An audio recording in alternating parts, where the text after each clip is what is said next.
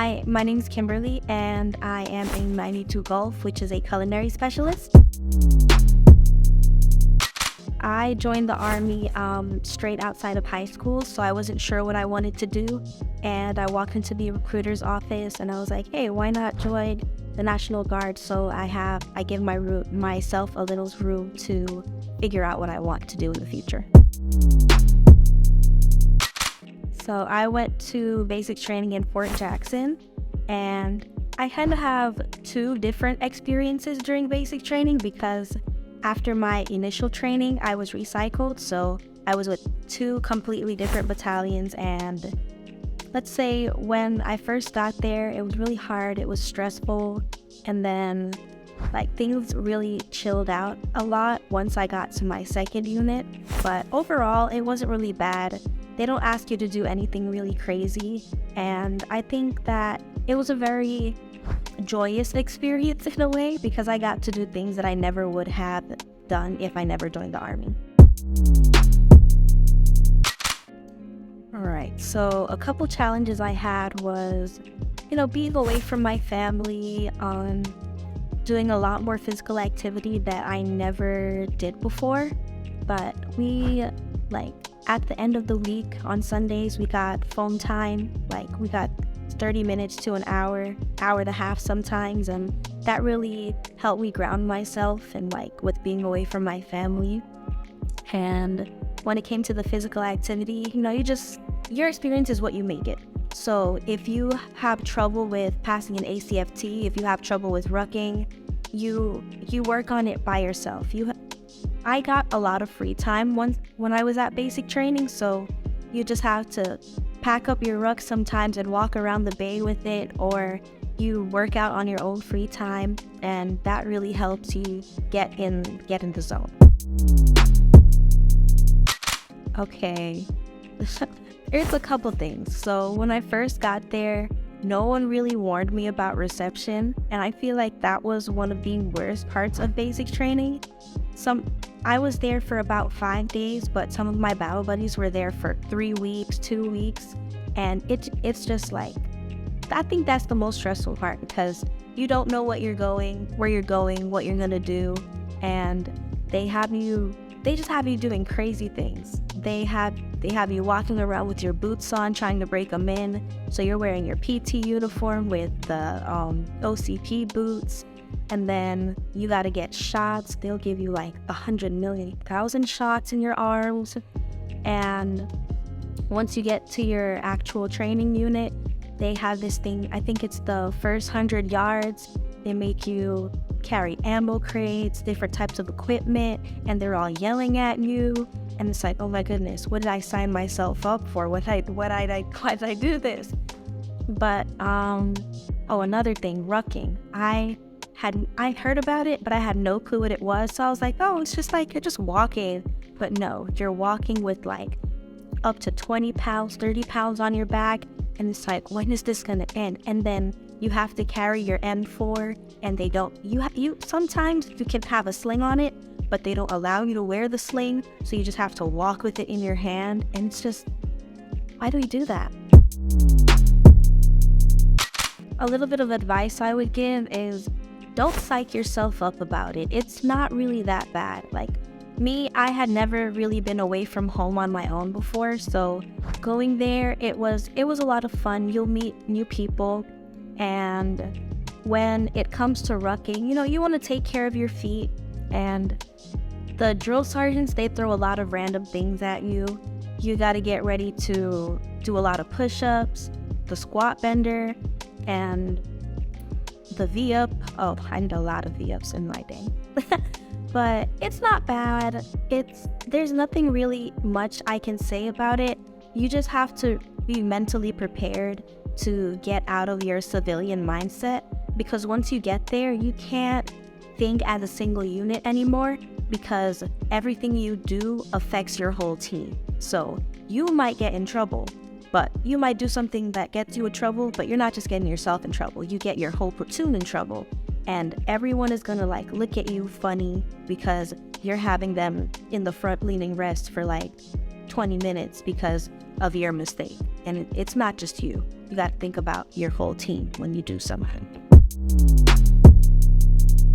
So the most memorable event in basic training was when my drill sergeant, let me backtrack a little bit. So the shortest female in my company was 4'8", and there are two types of rucksacks. You have the medium rucksack and the large rucksack. She had the large one, and the drill sergeant was saying that she's the same size as the rucksack. So he puts her in the rucksack and then carries her on his back. And I think that was the most memorable thing because, morale gets down a lot and a lot of people start having feelings of depression and it just gets very dark and sad sometimes. So moments like that really can really brighten up the experience because you get to see a different side of your drill sergeant other than them yelling at you and being hard on you all the time. So it's nice to have a good laugh like that. I enjoyed writing, so not just writing to my family, just having a little journal and just writing about your day and, just sometimes talking to your battle buddies can really help because you guys might have come from different backgrounds, but ultimately you joined the army for a single purpose and a single goal. So you're alike in a way, so you're not alone. And that's what you have to tell yourself, that you're not the only person feeling like this. So if you can share your feelings with someone else, it really helps. And, sometimes having a good laugh is really all that you need. That's a tough one. I think it would be the hurry up and wait. They would give us a hit time, we'd make the hit time, and then we're just standing in formation for 20-30 minutes wondering what's going on. Depending on the company you're in, you might have a full set of drill sergeants or you'll be a little understaffed. And then my platoon, we were always the last to do everything. So the coordination and just figuring things out so we don't have to just stand there and wait is something that I would change because I did a whole bunch of standing and just waiting around come on, what are we doing? Alright, so when I first got there, everyone's yelling all the time and they're cursing and you just have to start thinking this is just how they talk and it's not directly aimed towards you. You just have to get used to being cursed at. They curse so much and it's just why do they need to use such language and they're always just yelling and yelling and yelling? But you just got to think that it's not aimed towards you. It's nothing personal towards you. It's just that's just how it is. And it sucks. When I first got there, I didn't really curse a lot, but hearing my drill sergeants curse all the time, I was man, I need to curse. I just need to say every curse word there is. It just gets really stressful where it's just man, I need to curse. I need to say 100,000,000 curse words. But starting to get into the mindset of it's not me, that's just how it, they're trying to shape you to be a soldier, at the end of the day, if a war comes, you're gonna need to get used to that. And you need to be able to react to things that you've never experienced before. We did combatives, and a lot of people there, they've never been knocked out before. They've never been punched, but you just go out there, you get punched, and you're yeah, now I know what to do if there's a situation where I need to defend myself. Okay, so me personally, wearing tampons instead of pads really helped me because you're always on the move and you're always going, and pads get kind of uncomfortable when you're all sweaty and stuff. You don't really want to have to deal with that. So at the PX, they'll sell you can get baby wipes, summer's eve wipes. They sell tampons, panty liners, things of that nature. And you can also order things on Amazon. The drill sergeants hate that though. They're why do y'all order so many things on Amazon? And then when it comes to being out in the field, I recommend you're not really going to have a lot of time to change your underwear, so I recommend wearing panty liners and changing them out as often as you use the bathroom, and always have wipes on you.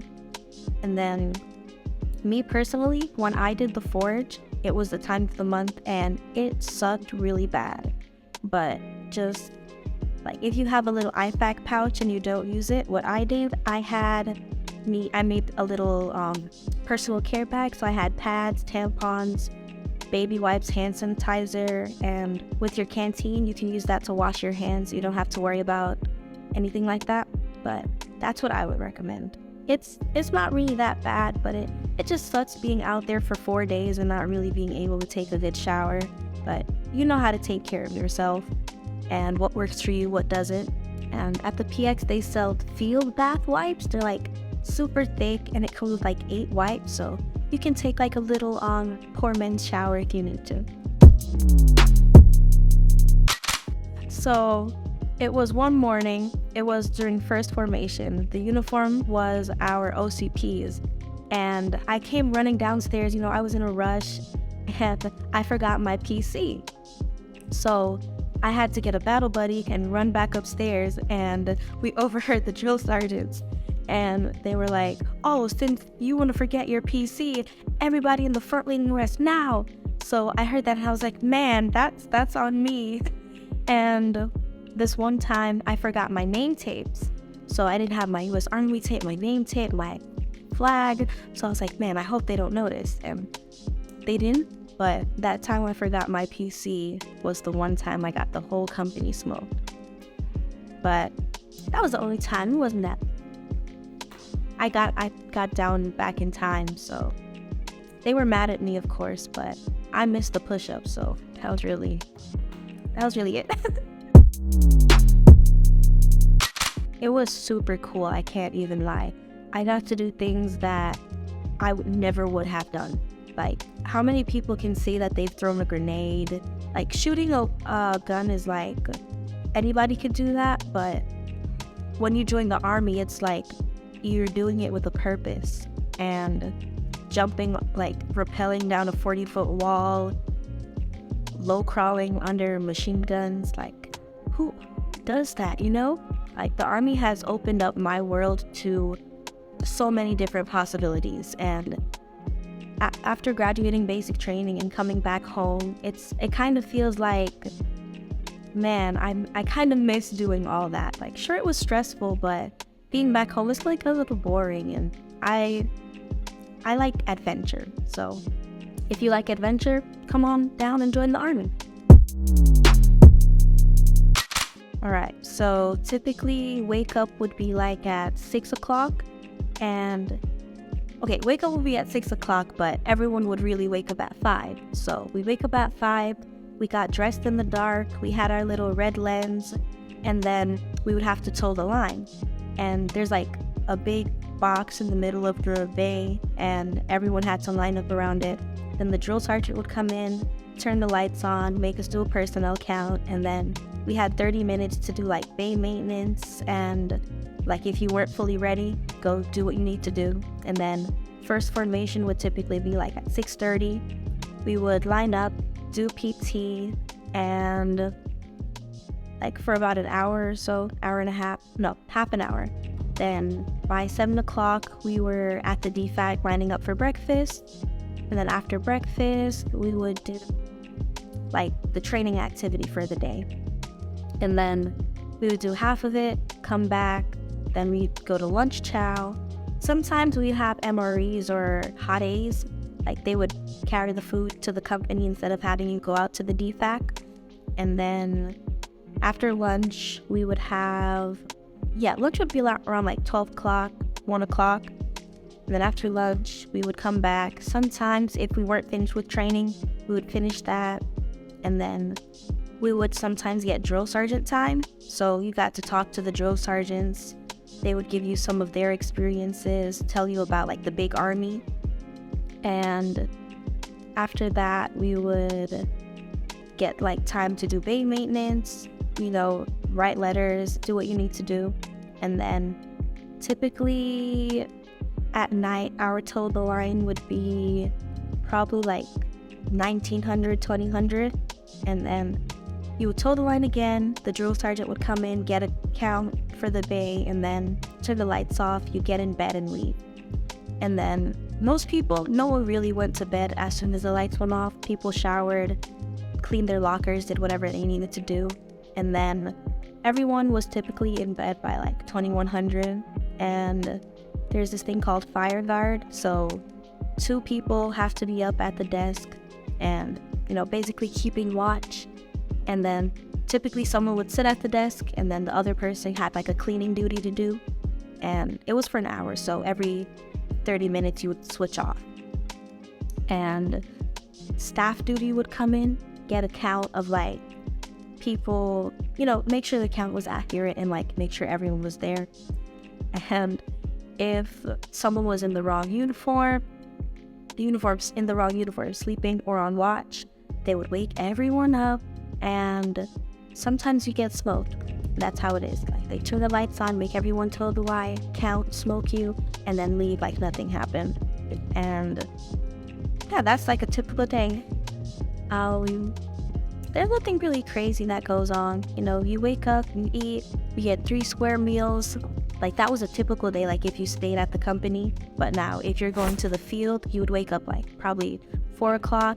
Then you would get your weapon, then get bused to the range, and then you would have probably an MRE out there, and then you would shoot, then get called back for lunch around the same time. So the meals were scheduled. So you'd have breakfast 7 o'clock, lunch 12, and then by 5 o'clock you were having dinner.